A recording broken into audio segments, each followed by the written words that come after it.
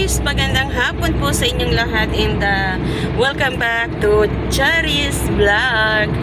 Ayan, so lunch time po kami ngayon, late lunch 3:30 na in the afternoon. Pero usually ito lang naman talaga ang oras namin para kumain dito sa Middle East. Katamtamang oras pa lang yan, guys. And dito po nga kayo. Papunta kami ngayon sa Busaytin area. Yes, this is Busaytin. And this is Muharraq pala. Sorry naman, guys. Pinag-correct ako ng aking jowa.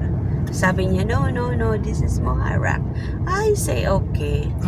Ayan. So, naka-stop kami. Tingnan nyo, guys, yung mga dates.